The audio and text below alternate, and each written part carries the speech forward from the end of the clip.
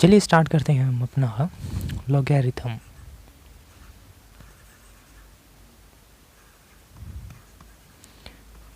Logarithm के अंदर हम ये पढ़ते हैं कि भाई जो हमने एक्सपोनेंशियल में पढ़ा था ना, एक्सपोनेंशियल को अगर छोटा करके लिखना हो तो उसे लॉगरिथम की फॉर्म में कैसे कन्वर्ट किया जाता है। अगर मैं ऐसे लिखता हूँ 2 की पावर 5 इक्वल्स टू 32, तो ये मेरा एक्सपोनेंशियल फॉर्म है, इसको हम कहते हैं एक्सपोनेंट। लेकिन अगर मैं इसको लॉगरिथम में कन्वर्ट करूँ तो यहाँ पे मेरा लॉग बेस 2 होगा और ये दोनों इंटरचेंज हो जाते हैं, तो यहाँ पे 32 आ जाएगा और इक्वल्स टू में 5। ये मेरा लॉगरिथम में मैंने इसको कन्वर्ट कर दिया, ये हो गया मेरा लॉगरिथम फॉर्म में। तो इसमें हमने देखा कि भाई हमने 2 की पावर 5 थी और इसका मतलब होता है 32। अगर हमने लॉग 2 जो था उसको हमने बेस ले लिया और लॉग लगा दिया तो 35 उसकी पावर हो गया और इसका जो आया आंसर वो 5 आया। तो इसमें हम क्या करते हैं, लॉगरिथम में एक्सपोनेंशियल फॉर्म को कन्वर्ट कर देते हैं।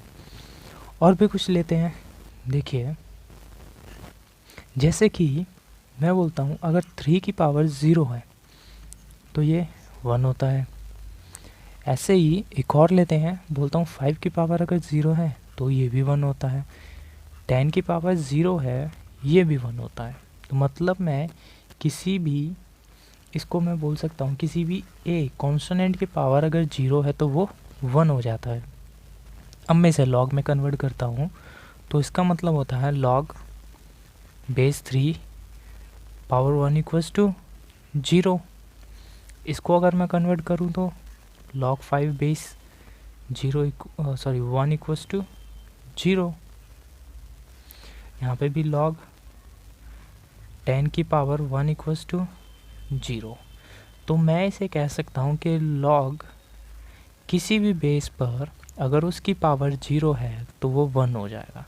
मतलब log 1 की value equals to 1 with any base. कोई भी बेस हो, log अगर 1 है तो वो 0 हो जाएगा। चलो ये बात हमारी ठीक है।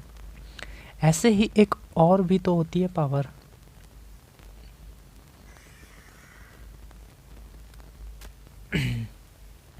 अगर मैं बोलता हूँ कि 3 की पावर अगर 1 है तो ये 3 हो जाता है।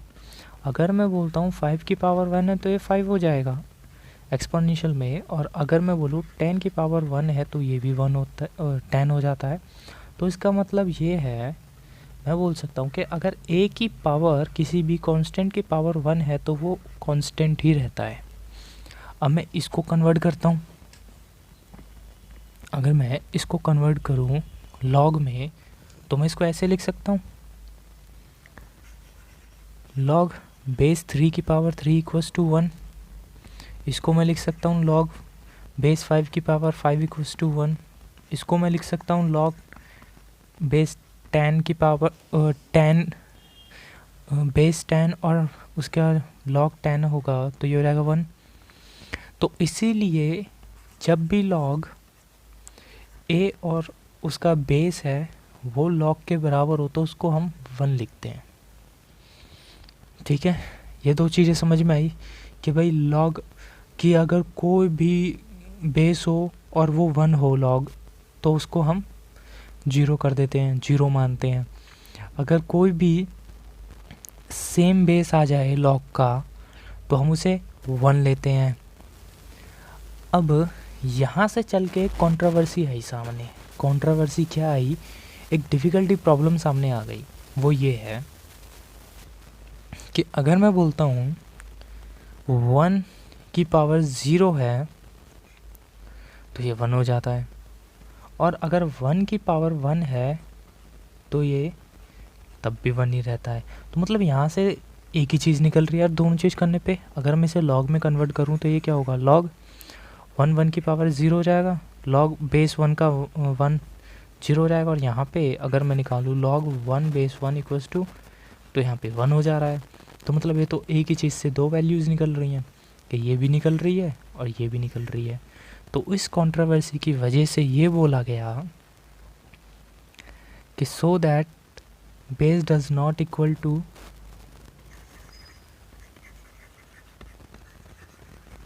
Base of log is not equal to 1, कि लॉग का जो बेस है ना वो कभी भी 1 नहीं होगा, और लॉग का जो बेस हमेशा होगा वो 1 से ज़्यादा होगा। इसलिए base of log is always more than 1, कि हमेशा मोर देन 1 होगा। इसलिए लॉग का बेस कभी भी 1 नहीं लेते हैं। इसलिए लॉग का बेस हमेशा क्या होता है, 1 से ज़्यादा ही होता है। मोस्ट ऑफ द टाइम हम बेस 10 लेते हैं। ठीक है, आगे चलते हैं। चलिए अब लॉग में हम कुछ फार्मूलों पर डिस्कस करते हैं। लॉग के कुछ इम्पॉर्टेंट फार्मूले हैं, हम वो डिस्कस करते हैं। तो पहला लॉग का हम फार्मूला जो डिस्कस करते हैं वो है log M N equals to log M plus log N, कि जब भी हमारे पास कोई ऐसी वैल्यू गिवन हो जो एम एन की फॉर्म में हो तो उसे हम एम प्लस एन लिख सकते हैं, लॉग एम प्लस एन लिख सकते हैं। तो जैसे कि अगर मैं बोलता हूँ, एग्जांपल लेते हैं एक, और एग्जांपल में मेरे को बोला है कि लॉग 6 है, तो लॉग 6 को मैं लिख सकता हूँ लॉग 6 कैसे बनता है हमारा 3 मल्टीप्लाई 2, और इसको मैं लिख सकता हूँ लॉग 3 प्लस लॉग 2। तो मैंने इसको इस फॉर्म में कन्वर्ट कर दिया। एक और एग्जांपल लेते हैं कि अगर मैंने लिखा हुआ है log 3 प्लस log 4, तो इसको मैं लिख सकता हूँ, तो मैं इसको कर सकता हूँ log 3 मल्टीप्लाई 4 मीन्स log 12। तो मैं इसको ऐसे लिख सकता हूँ। ये एक ही प्रॉपर्टी यूज़ कर रहा हूँ मैं अभी। चलिए log की दूसरी प्रॉपर्टी की तरफ चलते हैं। log का जो दूसरा रूल है हमारे पास, वो हमें ये कहता है कि अगर log m/n की फॉर्म में है तो इसको हम लिख सकते हैं log m minus log n। Clear नहीं हुआ? मेरे को पता है, एक एग्जांपल लेंगे क्लियर हो जाएगा। तो मैं इसको लिख सकता हूँ, एक एग्जांपल लेता हूँ, और अब मैं इसमें बोलता हूँ कि भाई मेरे पास log 3/2 है, 3/2 log है, तो मैं इसको लिख सकता हूँ log 3 माइनस log 2। ठीक है, चलो एक और एग्जांपल ले लेते हैं। एग्जांपल दूसरा लेते हैं। इसमें मैंने लिखा हुआ है log 6 माइनस log 4। अगर मैंने इस तरीके से लिखा हुआ है तो मैं इसको ऐसे लिख सकता हूँ log 6/4, और इसको और थोड़ा सा शॉर्ट करके भी लिख सकते हैं चाहे तो log 3/2। अब log की तीसरी प्रॉपर्टी देखते हैं। log की तीसरी प्रॉपर्टी कहती है अगर log m की पावर n है, इस बार पावर है, log m की पावर n है, तो इसको हम लिख सकते हैं n log m। एग्जाम्पल के बिना समझ में तो आने वाला है नहीं, वैसे भी एक एग्जाम्पल लेते हैं। तो एग्जाम्पल लेते हैं हम, और इसमें लिखते हैं कि log 2 की पावर 3 है, तो इसको मैं लिख सकता हूँ 3 आगे आ जाएगा, जो पावर थी वो आगे आ जाएगी, और फिर उसके बाद log 2। ठीक है, एक और एग्जांपल लेते हैं कि अगर मैंने ऐसा लिखा हुआ है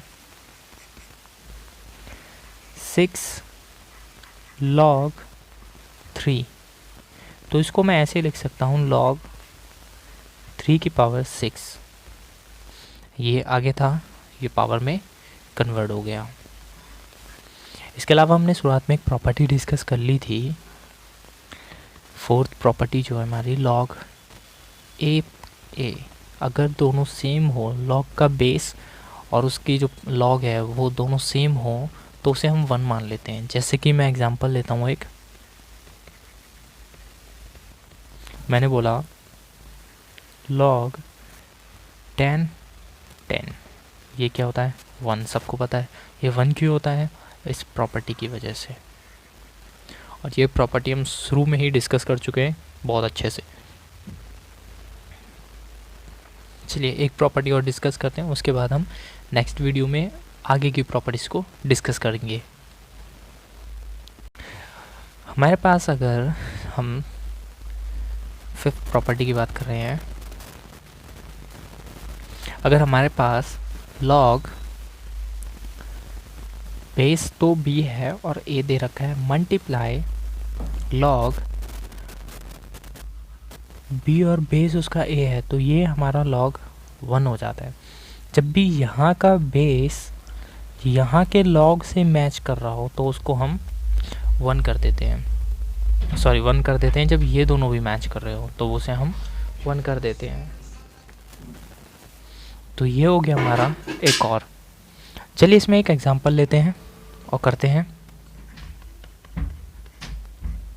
इसमें एग्जांपल लेते हैं, तो मैं बोलता हूँ log बेस 3 2 है, मल्टीप्लाई कर रहा हूँ मैं इसे log 2 बेस और उसका और 3 है, तो ये हो जाएगा मेरा 1, क्योंकि इसमें ये दोनों सेम है। आप इसको ऐसे भी समझ सकते हो, एक log का बेस चेंजिंग फार्मूला होता है, इसको हम ऐसे भी लिख सकते हैं, और इसको मैं लिख सकता हूँ 3 और यहाँ पे log 2। ये log 2 से log 2 कट जाएगा, ये log 3 से log 3 कट जाएगा और आ जाएगा हमारा 1। इस फॉर्मूले के पीछे ये है, यहाँ पे हम बेस चेंजिंग फार्मूला लगाते हैं जिससे ये स्प्लिट हो जाते हैं दोनों, और इस फॉर्म में जब एक दूसरे से कट जाते हैं मल्टीप्लाई में तो 1 ही आना है। ये तो बेसिक मैथमेटिक कैलकुलेशन है। चलिए मिलते हैं इससे नेक्स्ट वीडियो में आगे की प्रॉपर्टीज़ के साथ और कुछ और नए एग्जाम्पल के साथ।